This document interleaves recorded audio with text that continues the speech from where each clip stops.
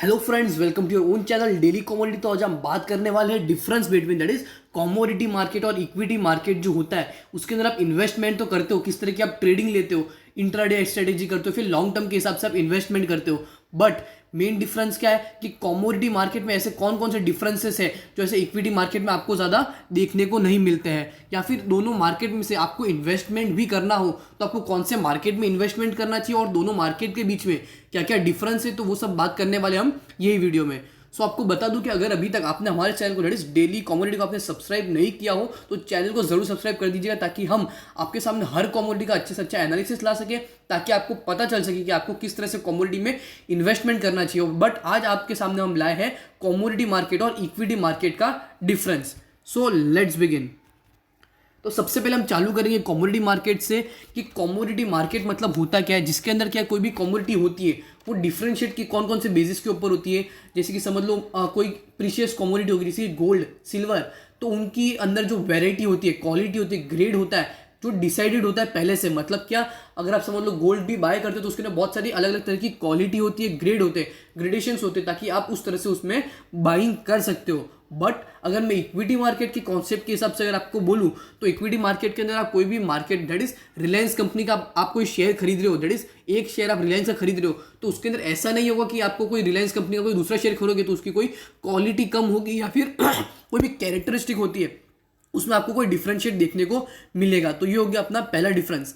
Second difference क्या हो गया, commodity deliveries therefore have far greater implication for buyer and seller than mere payment और receipt. इसका मतलब क्या हो गया कि अगर आप कमोडिटी की जो आप डिलीवरी लेते हो वो किसके ऊपर पूरा डिपेंड होता है, बायर और सेलर के ऊपर। इसका मतलब क्या होगा, अगर समझ लो सामने से कोई बायर आपको कोई कमोडिटी है वो सेल करेगा तो आप उसको मार्केट से बाय कर सकते हो। तो इस तरह से उसके हिसाब से demand as well as supply के हिसाब से पूरा payment as well as transactions होते हैं, पूरा मार्जिन के ऊपर काम होता है।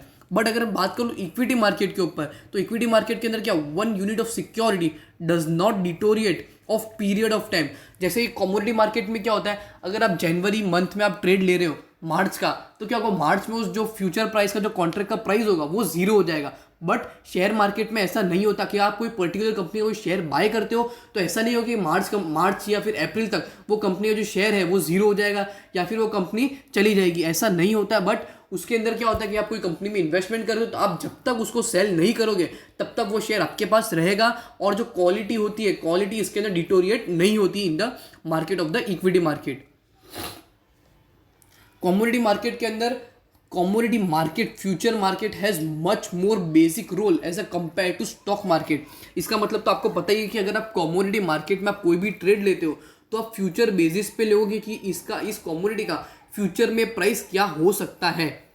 बट अगर आप इक्विटी मार्केट के अंदर इस तरह का ट्रेड लेना चाहते हो तो आपको कोई पर्टिकुलर शेयर आप नॉर्मली बाय करके आप प्रिडिक्शन नहीं कर सकते कि उसका प्राइस कितना ऊपर जाएगा, और अगर उसके ऊपर प्राइस गया तो वो आपका प्रॉफिट होगा। ऐसा इक्विटी मार्केट में नहीं होता। इक्विटी मार्केट में क्या होगा कि आप कोई पर्टिकुलर कंपनी का शेयर कर रहे हो, शेयर खरीद रहे हो, तो इन फ्यूचर अगर उसका प्राइस बढ़ता है तो आप उसको सेल करते हो और प्रॉफिट कमाते हो। जितना भी डिफरेंस होगा आपकी बाइंग प्राइस पे और सेलिंग प्राइस पे जो डिफरेंस होगा वो आपका प्रॉफिट होगा, रिगार्डलेस ऑफ द जो भी ब्रोकरेज आपकी जो फर्म है वो चार्ज करती है वो। बट अगर इक्विटी मार्केट के अंदर अगर आप कोई डेरिवेटिव खरीदते हो तो डेरिवेटिव के अंदर क्या होता है, उसकी जो वैल्यू होती है वो उसके अंडरलाइंग एसेट के ऊपर डिपेंड होती है।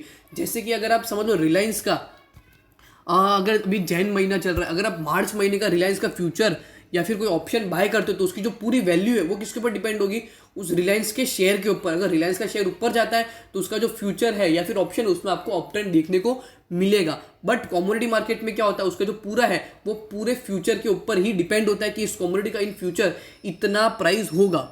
और लास्ट डिफरेंस है वो है commodity market is commodity supply is not fixed. इसका मतलब क्या होगा कि अगर समझ लो शुगर है, शुगर का प्रोडक्शन क्या है, हर साल फिक्स नहीं रहेगा कि मार्केट में हर साल इतना शुगर आएगा ही आएगा। अगर ऐसा होता तो कमोडिटी मार्केट में आपको ज़्यादा फ्लक्चुएशंस देखने को नहीं मिलता, क्योंकि कमोडिटी मार्केट प्योरली बेस्ड है डिमांड और सप्लाई पे। और अगर समझ लो कमोडिटी मार्केट में सप्लाई फिक्स नहीं होती है तो उसके कारण ही डिमांड ऊपर नीचे होती है, उसी के कारण जो ट्रेडर्स होते हैं वो प्रॉफिट भी कमाते हैं एज वेल एज कभी कभी लॉस भी हो जाता है। बट इक्विटी मार्केट में क्या है, it's supply is almost fixed. Almost fix मतलब क्या हो गया, अगर आप समझ लो इक्विटी मार्केट में इन्वेस्ट करते हो तो अगर समझ लो 51% शेयर कोई कंपनी ने पहले से खरीद के रखे, कंपनी की प्रमोटर होल्डिंग है 51%, तो जो 49% जो शेयर है, फॉर एन एग्जाम्पल, तो 49% जो शेयर होते हैं ना वो मार्केट में ट्रेड हो रहे होते हैं। मतलब क्या, अगर आप 10 रुपीज़ पे कोई शेयर खरीद रहे हो, अगर समझ उसका प्राइस 15 हो जाए तो आप 15 पे सेल करते हो, तो 15 पे और कोई खरीदने वाला होता है तो उसको वो बाय कर लेता है। आप फिर से उसमें बाइंग लेवल 16 पे बनाते हो, फिर से आप उसको समझ लो लॉस पे 14 पे सेल करते हो। तो इसके अंदर क्या होता है, जो सप्लाई होती है वो ऑलमोस्ट फिक्स्ड होती है। बिकॉज अगर समझ लो 100% है तो 100% में 55% पहले से बुक डे 49% की मार्केट में ट्रेडिंग होने वाली है। तो अगर आपको कमोडिटी मार्केट और इक्विटी मार्केट के अगर और कोई डिफरेंसेस भी आपको पता हो, या अगर हम कोई ऐसे डिफरेंस हो जो मेन इंपॉर्टेंट डिफरेंस हो, अगर वो हम भूल गए हो तो आप हमें कमेंट सेक्शन में बता सकते हो, तो उसका भी हम वीडियो आपके सामने जल्द लाएंगे। सो होप करता हूँ कि आपको commodity market as well as equity market का जो डिफरेंस है वो आपको अच्छे से समझ गया हो। अगर आपको वीडियो अच्छी लगी हो तो वीडियो को like as well as share जरूर कर दीजिएगा। So thank you.